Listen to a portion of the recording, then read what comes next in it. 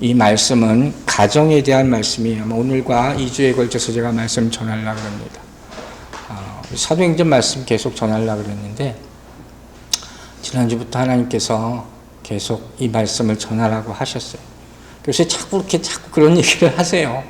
하나님이 여러분 나타나실 때는 준비하라는 거예요. 뭔가를 준비하라는 거예요. 그것만 알고 있어도 됩니다. 50%는 되는 거예요.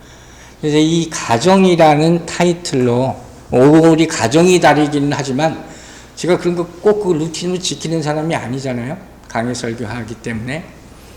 근데 이게 왜 제가 고민을 정말 많이 했느냐. 이 가정과 결혼이라는 주제가 오늘날 이게 쉬운 주제가 절대로 아니에요. 설교하게 되고 부담이 많이 되는 그런 주제예요. 다른 모든 것을 차지하고 저에게도 참 부담이 되는 그런 주제예요. 저도 부족하기 때문이고 저희 가정도 완전하지 않다는 것을 제가 알기 때문에 그래서 사실 안 하려고 했어요. 제 마음이 정말 자유하게 될 때까지 아니면 나이를 좀 더 먹을 때까지 나이가 먹으면 자유하게 될지 모르겠지만 그런데 하나님이 강권적으로 자꾸 시키셔서 순종하기로 했습니다. 그런 제 마음이 칼럼에 조금 나와 있어요. 정말 오늘은 쓸 게 많았는데 일부만 제가 또 너무 많이 제 속을 보이면 여러분은 안 되잖아. 그래서 조금만 담았어요. 저도 가정에서 어려울 때가 있고 다툼이 있습니다. 제일 고민한 건 제가 과연 이 타이틀을 가지고 설교할 자격이 있을까 생각한 거예요. 이상하게 나이를 먹으면서 점점 그런 생각이 많이 듭니다. 말씀을 더 깊이 있게 알아가면서도 점점 더 많이 생각하게 만들어요. 그러면서 변화되지 못하는 모습에 하나님 앞에 부끄럽기도 하고 또 회개하면서도 완전히 새로운 사람이 되지 못하는 것에 때로 낙심하기도 합니다. 그러나 하나님이 시키시는 것이기 때문에 정말로 먼저 저는 우리 가족에게 용서를 구하고 이 설교를 선포하려고 합니다. 여러분, 오늘 이 말씀이 여러분의 모든 가정 안에 있는 상처를 치유하고 회복하는 데 도움이 되는 말씀이 되기를 주의 이름으로 축원합니다. 또 한 가지 중요한 생각이 떠올랐어요. 여러분의 우리 모두의 마음이에요. 우리 모두의 마음에 숨겨져 있는 이 단어에 대한 두려움이 있습니다. 가정, 결혼 이런 단어들에 대해서 다 있습니다. 그 두려움이 사라지게 되기를 주의 이름으로 축원합니다. 성령님께서 도와주시기를 기도합니다. 여러분 먼저 이 주제를 생각하다 보니까 요새는 이런 것 같아요. 옛날부터 그렇지만 가정을 이룬다 하는 것 자체가 점점 어려워집니다. 아시겠지만 혼자 사는 사람들이 점점 늘어가고 있어요. 그죠? 또 가정을 안 이뤄도 된다 하는 생각을 많이 가지고 있다 하는 거죠. 두 번째로 아름다운 가정, 어떻게 가정을 이뤘어요? 아름다운 가정을 만든다? 이게 얼마나 힘든지 아마 아실 겁니다. 더 많이 사신 분들이 계시니까 알 거예요. 참 쉬운 일이 아닙니다. 본이 되는 가정, 여러분 찾기 정말 어렵습니다. 나쁜 의미로가 아니라 모든 가정에는 감춰진 어려움들이 있습니다. 문제 없는 가정이 어디 있습니까? 그 문제가 드러나지 않을 뿐이지. 그래서 우리는 이렇게 그냥 사는 것 같아요. 가정을 지키기 위해서. 다른 걸 자제하고 이 가정을 내가 지켜야지 하는 마음으로 애쓰고 사는 거예요. 저도 많은 위기가 있었습니다. 그래서 이 기회를 통해서 또 배우려고 하는 것이에요. 여러분, 가정을 만든다는 것 한번 생각해 보세요. 이거 자연스러운 것입니까? 제 나이 때만 해도 당연한 거거든요. 20대 후반 되면 가는 걸로 생각했어요. 30 넘으면 이미 늦은 걸로 생각했어요. 근데 요새 안 그런 분들 많잖아요. 그럼 결혼은 선택입니까? 가야 되는 겁니까? 당연한 것입니다. 한번 생각해 보세요. 요새는 생각들이 다 달라요. 그리고 가정이라는 것을 이루려면 조건들이 필요합니까? 안 합니까? 필요한 요소들이 있습니까? 않습니까? 이것도 큰 이슈예요. 여러분 많이 알잖아요. 한국에 있는 많은 청년들이 결혼을 못하는 이유가 집 마련해야 되고 가정 교육, 애들 교육해야 되고 이런 것 때문에 일찌감치 포기하는 거죠. 너무 안타까운, 정말 안타까운 얘기죠. 그게 얼마나 두려우면 생각도 못하고 살겠습니까? 또 어떤 사람은 결혼은 족쇄다 이렇게 말해요. 족쇄, 매이는 거라는 거예요. 자유가 없어진다는 거예요. 결혼하면 여러분 자유가 없어집니까? 그렇게 생각하는 분들 굉장히 많아요. 결혼이라는 게 여러분의 삶을 가두는 틀입니까? 나중에 보면 그 틀이 아니고 하나님이 만드신 아름다운 픽처가 될 줄로 믿습니다. 그걸 우리는 깨달아야 되는 것이에요. 여러분 이 설교를 다 듣고 나서는 결혼은 우리를 매는 틀이 아니라 족쇄가 아니라 사랑으로 메어주는 연결시켜주는 띠가 됨을 믿으시기 바랍니다. 이 말씀, 이 문제를 우리가 생각할 때 제가 여러분에게 부탁을 하나 해요. 여러분의 마음을 좀 오픈하셔야 돼요. 이건 누구 잘잘못을 따지는 그런 얘기가 아니기 때문에 좀 더 이 문제에 대해서 솔직하고 좀 더 이해하고 좀 더 양보하고 이런 마음이 절대적으로 필요합니다. 하나님께 더 오픈하고 맡기고 해결해 봐야 한다 하는 것이죠. 다른 걸 떠나서는 이런 생각이 들었어요. 세상이 참 각박해요. 외롭고 의지할 바가 없고 점점 그렇죠. 근데 가족이 없다면, 가정이 없다면 얼마나 더 힘들겠습니까? 또 가족 가운데 어려움을 당한 그런 사람이 있다면 그 마음이 얼마나 아프겠냐 하는 것이. 그래서 여러분, 우리는 이 문제를 절대로 간과해서는 안 된다 하는 거죠.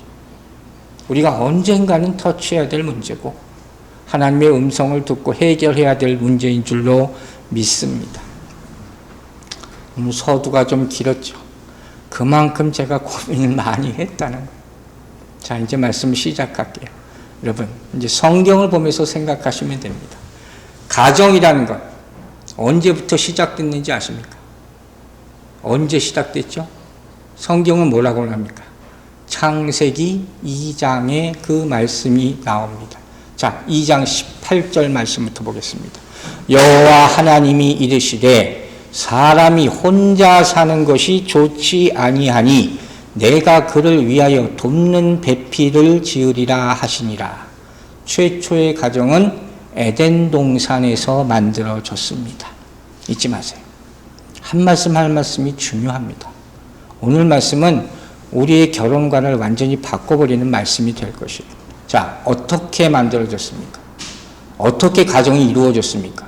아담과 이브가 사랑에 빠져서 함께 삽시다 이렇게 시작했습니까? 아니에요. 어떻게? 하나님이 만드셨습니다. 믿으십니까? 이 말씀을 절대로 잊지 마시기 바랍니다. 가정은, 이 패밀리라는 것은 하나님이 만드신 거예요. 창세기 2장 22절. 여호와 하나님이 아담에게 취하신 그 갈빗대로 여자를 만드시고 그를 아담에게로 이끌어 오시니. 이게 무슨 장면인지 아세요? 최초의 결혼식 장면이죠. 마치 결혼식 때 신부의 아버지가 딸을 데리고 신랑에게로 이렇게 끌고 가는 그 장면이 딱 이 장면이에요. 제가 장래에 이걸 또 이런 일을 맞아야 되는데 내가 제일 맞기 싫은 장면, 피하고 싶은 장면, 그러나 해야 될 수밖에 없는 그런 장면이 이 장면, 최초의 결혼식 장면이에요. 이거 왜 필요했을까요? 하나님이 만드셨다고 그랬잖아요. 왜 필요했겠습니까? 본문에 나와요. 그 다음에 뭐라고 했습니까? 사람이 혼자 사는 것이 좋지 아니하니. 여러분 이게 무슨 의미인지 아시겠어요? 사람이 혼자 사는 것이 좋지 아니하니. 왜 혼자 사는 것이 좋지 않습니까? 혼자 사는 것이 편하고 좋은 점이 많아요. 여기 혼자 사시는 분들도 있잖아요. 저도 농담 삼아 가끔 제 30대가 제가 최고 좋았을 때다 이런 얘기 한 적 있었어요. 혼자 살았을 때. 혼자 사는 것이 근데 성경은 뭐라고 그래요? 좋지 않다고 얘기했단 말이에요. 이렇게 말씀하신 데는 분명히 이유가 있습니다. 그 이유가 뭐냐? 그 다음에 바로 나와요. 그들 위하여 돕는 배필을 지으리라. 여러분 아시겠어요? 돕는 배필이 필요하다는 거예요. helper라고 영어 성경에 나와 있어요. I'll make him a helper suitable for him. 그게 가장 적합한, 이건 나중에 얘기할 거예요. 어쨌든 helper를 하나님께서 붙여주신 거예요. 그 이유는 뭐예요? 아담 혼자는 절대로 완전한 사람이 되지 못한다는 거예요. 하나님이 시작하신 것이고 하나님이 만드시고 하나님이 이렇게 붙여주셨어요.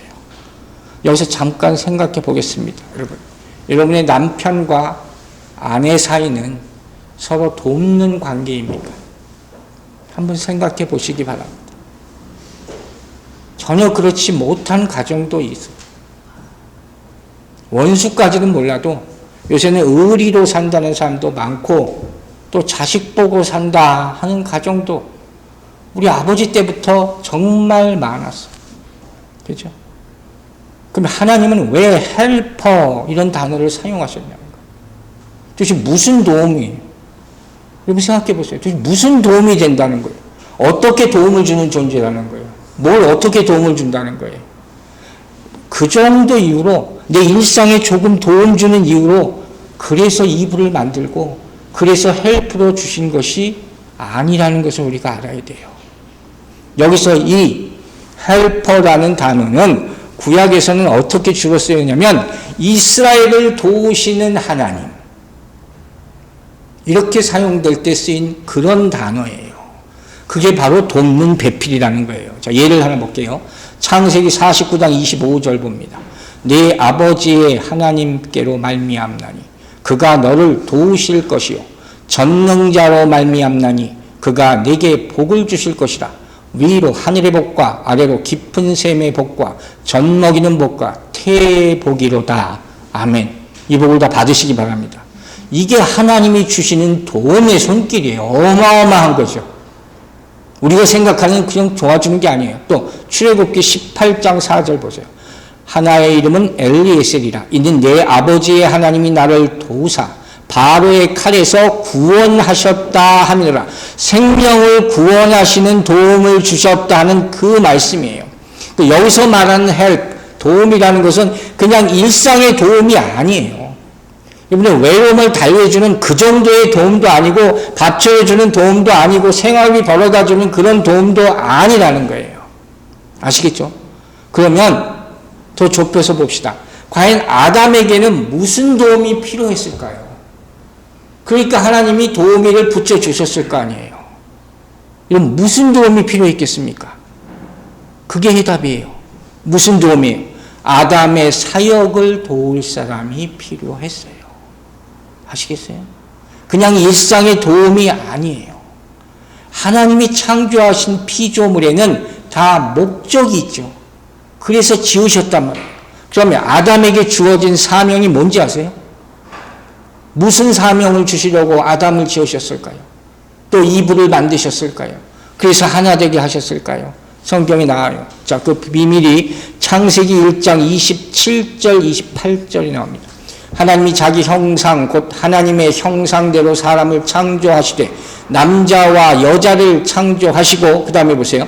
하나님이 그들에게 복 주시며 하나님이 그들에게 이르시되 생육하고 번성하여 땅에 충만하라. 땅을 정복하라.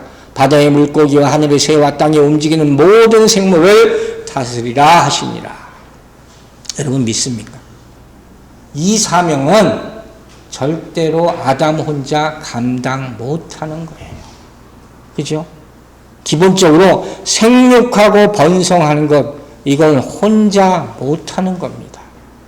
오늘날 무슨 과학이 발달해서 인공적으로 생명을 만든다 하는데 이건 절대로 하나님의 뜻이 아니에요.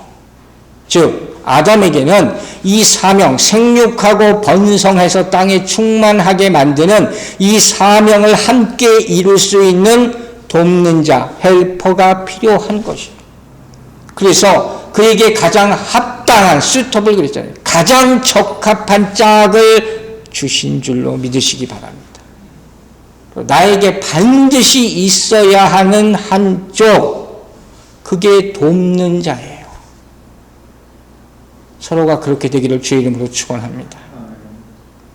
여러분, 여기서 우리는 하나님께서 가정을 만드시는 목적, 그리스도인의 결혼관에 대해서 완전히 새로운 인식을 가질 필요가 있습니다. 너무 많은 사람이 잘못된 결혼관을 가지고 있기 때문이에요.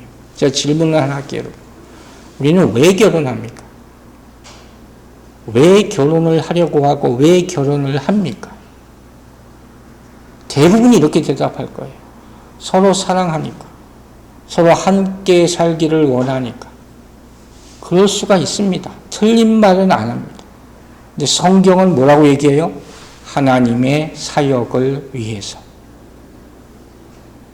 여러분 이해가 되십니까?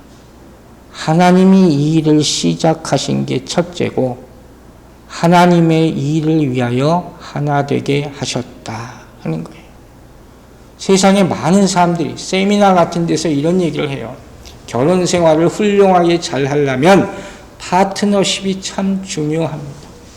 훌륭한 파트너십이 필요하다. 각자의 역할 분담이 있다는 거예요. 틀린 말이 아니죠. 남자로서의 역할, 여자로서의 역할이 있고 남편으로서 아내로서의 역할이 다 있는 거예요. 그런데 이런 생각을 하게 되는 거예요.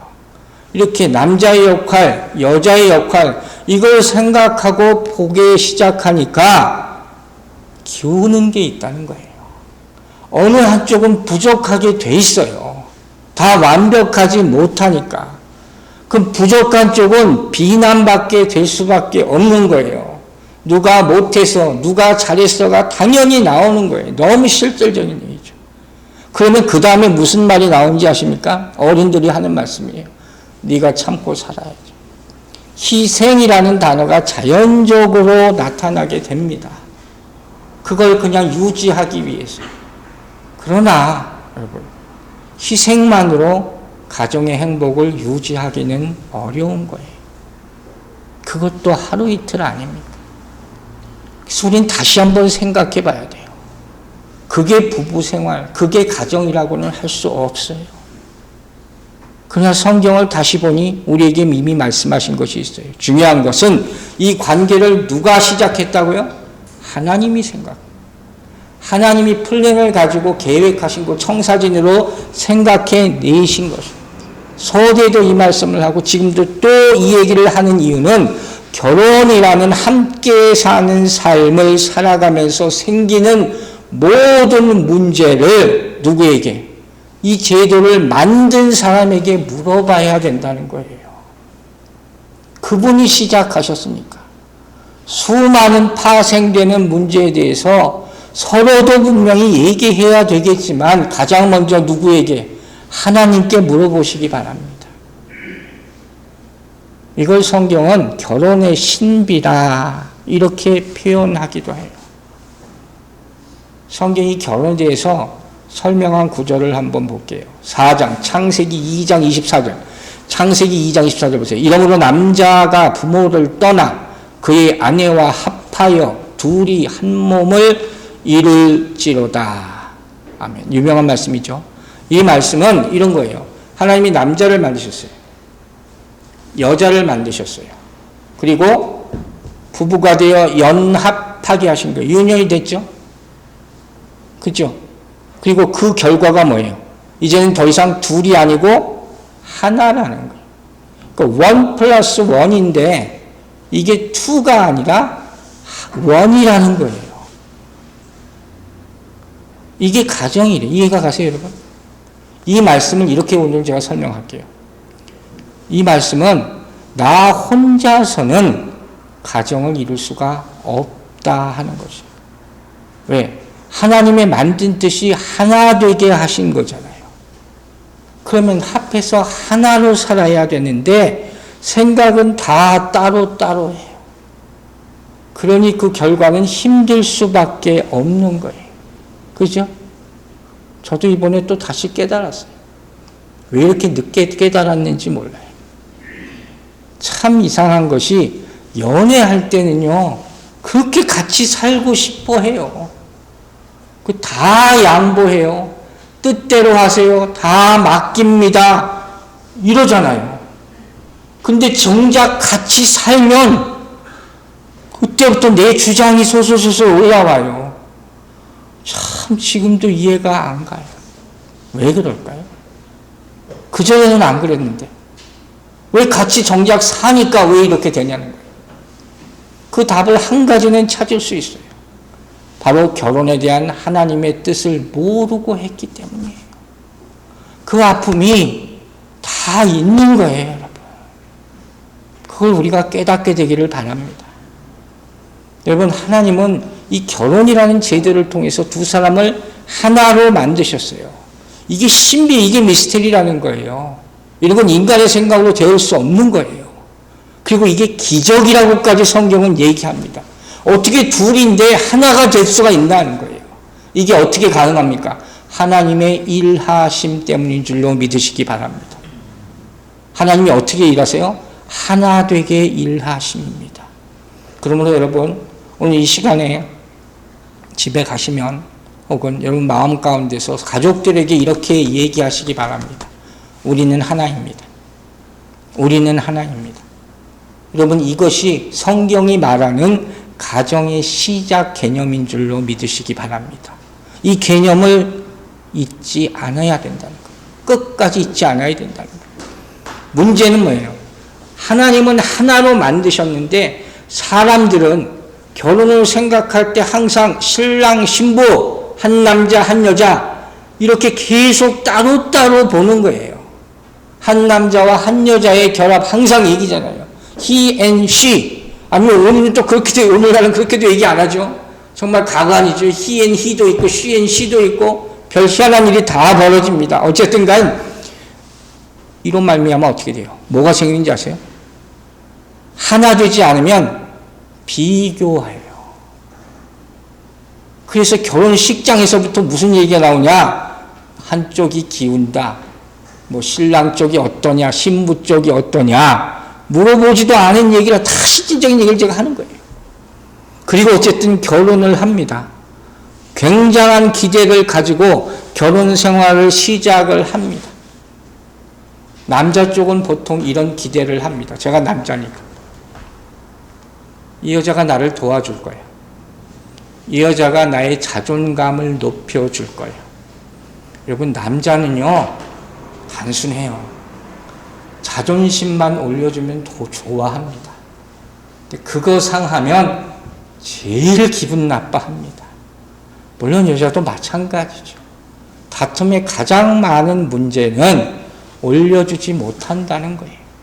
저도 이거 많이 겪고 살아서 반성하고 회개하고 후회하고 그리고 오늘 이 자리에 나왔습니다. 여자분들은 또 어떻습니까?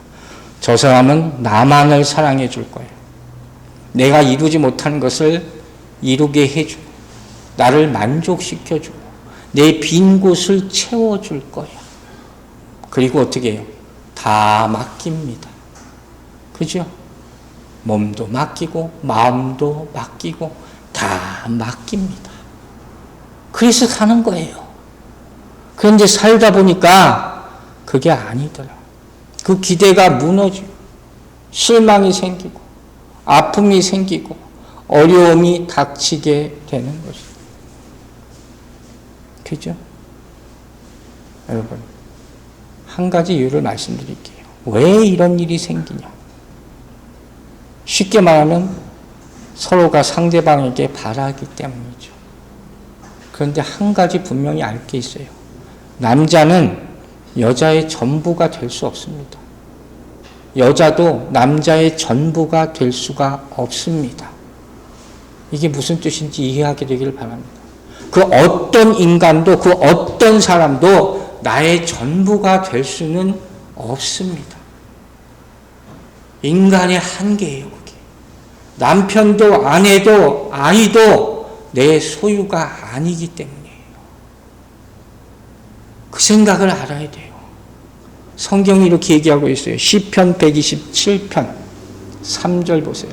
보라, 자식들은 여호와의 기업이요 태의 열매는 그의 상급이로다. 여러분, 남편도 아내도 자식도 다 하나님이 주신 선물임을 믿으시기 바랍니다. 내 마음대로 할 수 없습니다. 내 자식도 내 마음대로 못합니다. 그건 욕심이에요. 그걸 빨리 포기하지 않으면 인생이 점점 힘들 수밖에 없습니다.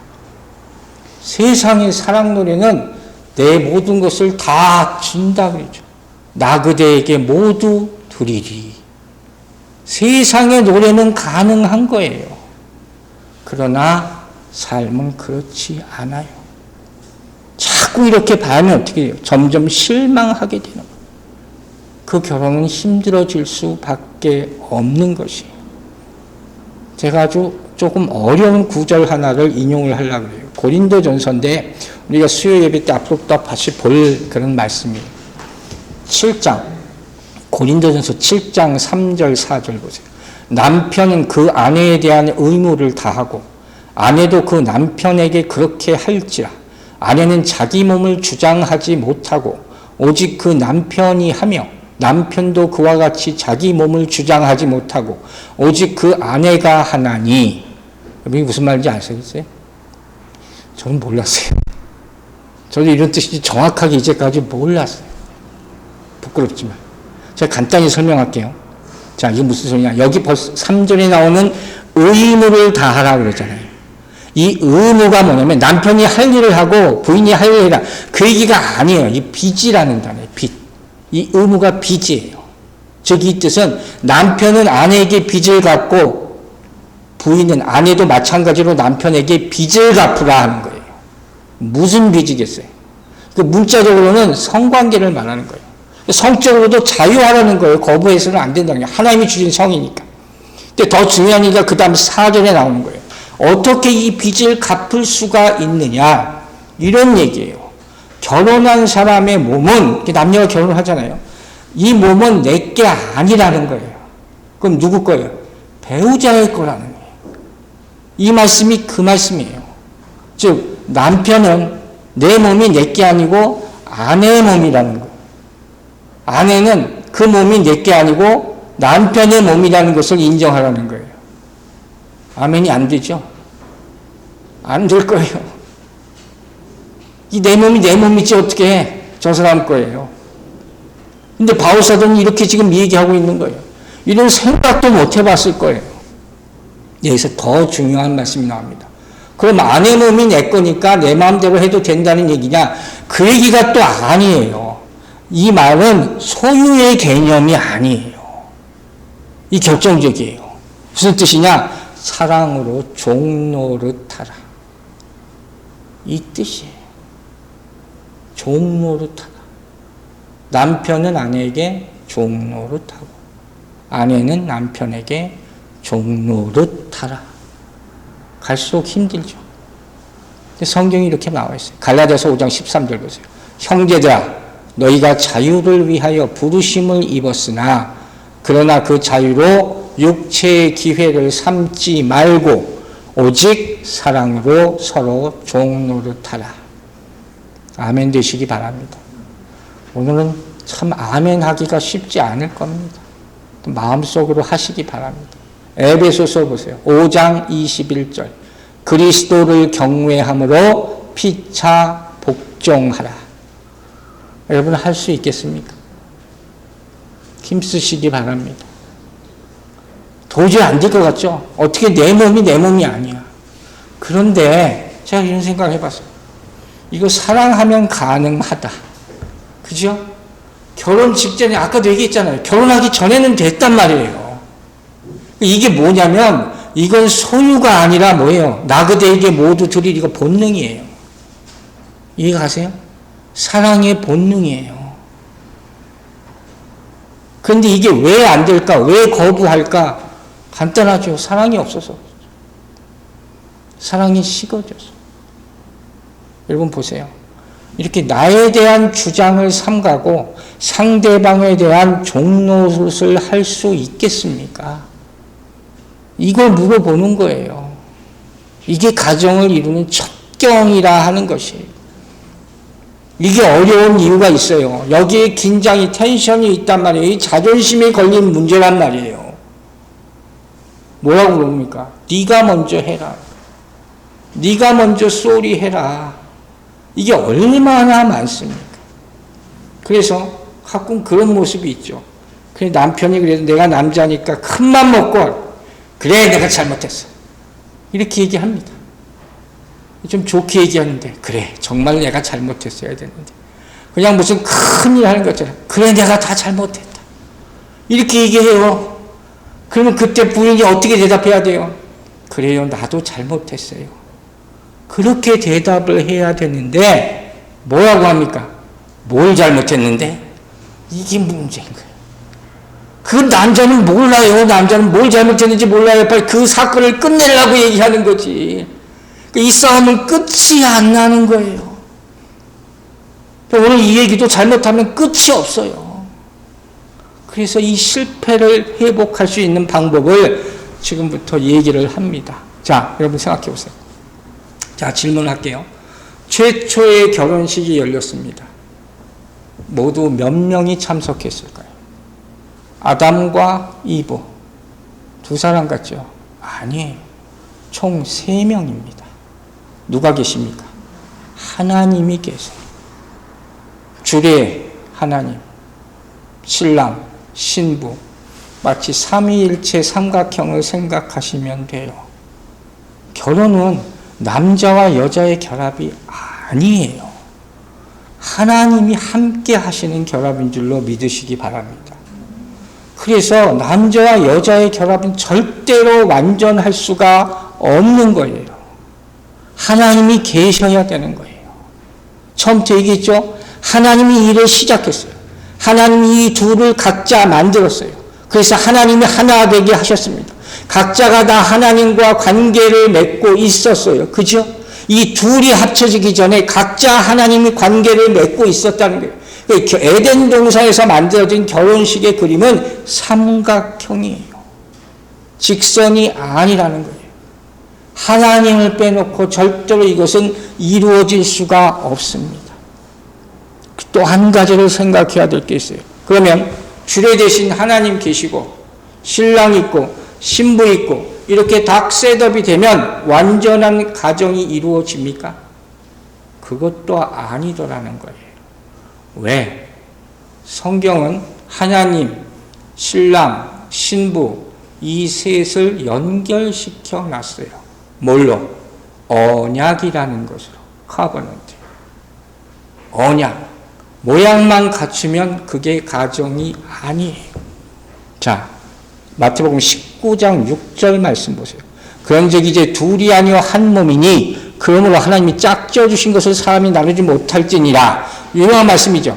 뒤에 말씀만 너무 신경 쓰지 마시고 누가 주관하느냐 이걸 성립하세요. 이 언약이 성립되려면 누가 있어야 돼요? 하나님이 있어야 돼요. 이걸 모르고 하는 결혼이 너무 많은 거예요. 그리스도인도 이거 잘 모른단 말이에요. 여러분, 하나님이 정해 놓으시는 일이 있어요. 하고자 하시는 일이 있어요. 가장 중요하고 기본적인 가정을 만드는 것이었어요. 거기에 반드시 따라하는 게 뭡니까? 하나님이 하시는 일에 리스판스가 있어야 되죠. 그 관계를 바로 언약이라는 거예요. 말씀, 구약, 신약이 다 언약이잖아요. 그 언약을 지켜야 하는 것이에요. 하나님과 지키고 서로 지켜야 되는 것이에요. 그래서 우리가 결혼식 할 때 가장 중요한 게 뭡니까? 사람들 많이 불러놓고 잔치 벌이는 게 아니라 바로 뭐라 그래요? 혼인서약이라는 걸 합니다. 어떤 결혼식도 혼인서약을 다 하더라고요. 믿든 안 믿든. 그러면서 혼인서약을 끝나고 나면 뭐라 그래요? 주례가 이제 성혼이 되었음을 선포합니다. 요즘은 다 둘끼리 하더라고요. 저는 제 개인적인 생각은 이건 성경적이 아니라고 생각해요. 어쨌든 간에 서로 성혼이 되었음을 선포하는 거예요. 결혼이라는 한자 자체가 결자가 맺을 결자에 맺는다는 거예요. 한 남자와 한 여자가 언약을 맺는다 하는 거예요. 이걸 우리는 다시 생각해야 돼요. 여러분, 결혼식을 할 때는 어떻습니까? 저도 다시 돌아봤거든요. 정말 죽을 때까지 사랑하겠습니까? 물어보면 네, 아멘 합니다. 엄청난 큰 소리로 빨리 끝나기를 바라면서 네 합니다. 그 빨리 끝나면 뭐 하려고? 그런데 제가 하나 물어볼게요. 여러분 결혼 서약 기억하시는 분 있습니까? 이 가운데 주례사 기억하시는 분이 있습니까? 아마 없을 거예요. 제가 찾아봤어요. 혹시 우리 하늘나라 가신 목사님이 주례서였는데 그분이 나한테 줬나? 준 것도 같고 아닌 것도 같고 다 뒤져봐서 찾긴 찾았는데 순서지는 있어요. 순서지를 가지고 있더라고요. 왜 가지고 있는지 모르겠는데 근데 그 내용이 있는 거는 없어요. 여러분, 결혼 서약은 삼각형이 완전해야지 지켜질 수 있는 거예요. 하나님이 없이는 안 되는 거예요. 결혼은 내가 좋아하는 것을 이루기 위해서 내가 좋아하는 사람과 미래를 약속하는 게 아닙니다. 제가 3가지로 요약을 한번 해봤어요. 첫째, 한 남자와 한 여자와 하나님의 사랑을 받으며 선택받은 존재임을 인식하는 것. 이것으로부터 시작이 되는 거예요. 하나님께서 여러분 각각을 사랑하십니다. 이 남자도 사랑하고 이 여인도 사랑하고 그것을 깨달으면서 시작하는 거예요. 두 번째, 이 두 사람 사이에 하나님께서 계속 함께 하셔야지 유지될 수가 있습니다. 그걸 또 잊지 마시기 바랍니다. 세 번째, 결혼해도 완전하지 않습니다. 하나님이 없어서가 아니라 서로에게 계속 요구하기 때문에 그것 가지고 채워지지 않습니다. 서로가 아니라 하나님에 의해서 채워지고 만족되는 법을 알아야지 그 가정이 하나 될 수 있음을 믿으시기 바랍니다. 우리는 하나님만이 채워질 수 있는 것을 자꾸 서로에게 요구하는 거예요. 이건 이루어질 수가 없는 거예요. 이렇게 실망할 수밖에 없는 것이에요. 이게 정말로 현실이에요.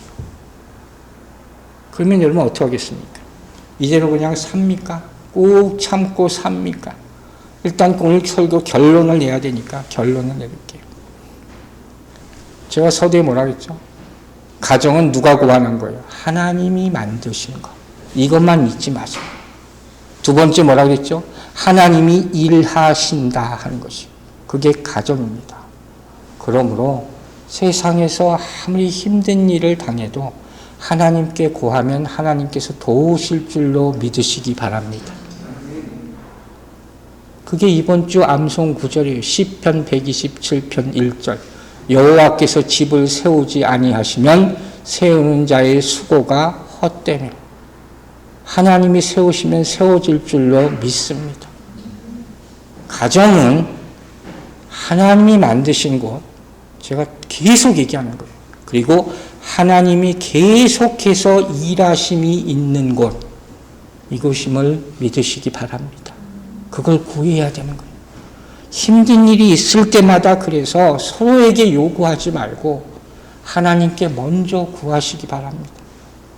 하나님, 우리의 마음을 다시 하나 되게 해주세요. 주례사로 가장 적합한 주례사라고 저는 생각을 합니다. 저 상처받은 부분들을 하나님 치료해 주세요. 그리고 기적이 일어나게 해 주세요. 하나님이 그 기도대로 이루어지게 해 주실 줄로 믿습니다. 여러분, 가정의 주인은 하나님이세요. 믿으십니까? 그 가정이 하나님께 의지하는 한, 하나님이 주인 되는 가정, 그 구성원들이 하나님께 의지하는 한 희망이 없는 가정은 없는 줄로 믿습니다. 우리가 우리 스스로 우리 가정의 문제를 해결하려 하면 결국 지치게 돼요. 우리 지혜에 한계가 있기 때문에. 그래서 결국 변호사에게 가게 되는 거예요. 안타깝게도. 그러나 하나님께 지금부터 다시 구하시길 바랍니다. 하나님께서 여러분의 가정을 행복하게 만들어 주실 줄로 믿습니다. 더 행복하게 만들어 주시기를 주의 이름으로 축원합니다. 하나님은 가정의 주인 되십니다. 끝까지 주인 되시는 한, 여러분이 하나님을 가정의 주인으로 모시는 한 희망 없는 가정은 없는 줄로 믿습니다. 어떤 상황도 주님께 맡기세요. 하나님이 포기하지 않으신다면 우리도 포기하지 않아야 될 줄로 믿습니다. 사랑하는 여러분, 세상에서 첫 번째 가정을 만드신 하나님은 오늘도 살아계신 하나님인 줄로 믿습니다. 최초의 결혼을 만드신 분이 우리의 결혼 생활에도 생기를 불어넣어 주시고 가정을 재창조하시는 분인 줄로 믿습니다. 하나님은 기적의 하나님을 믿으시기 바랍니다. 이제 말씀을 마치겠습니다. 여러분, 하나님의 가정을 이루는 건 언제 일어났습니까? 창세기 2장이 인간의 타락이 일어나기 전입니다. 그래서 하나님의 가정은 거룩한 거예요. 그래서 하나님이 없이는 이 삼각형에서 이 꼭지점이 없이는 절대로 완전할 수가 없는 것입니다. 여러분, 여러분의 가정이 계속 유지되고 있다면 여러분의 러브스토리가 아직 끝나지 않았다 하는 사실에 소망을 거시기 바랍니다. 새로운 가정을 이루기를 꿈꾸는 분들은 새롭게 결혼관을 정립하고 소망을 갖게 되기를 주의 이름으로 축원합니다. 가정은 하나님의 영적인 첫 번째 작품입니다. 그 픽처 안에서 축복받는 가정이 이루어지게 되기를 주의 이름으로 축원합니다. 기도하겠습니다. 아버지 하나님 감사합니다. 우리의 가정을 만들어주신 하나님을 생각하고 다시 돌이켜 주의 뜻대로 살 수 있는 마음을 허락하여 주시고 회복시켜 주시고 새 소망을 갖게 하여 주시옵소서.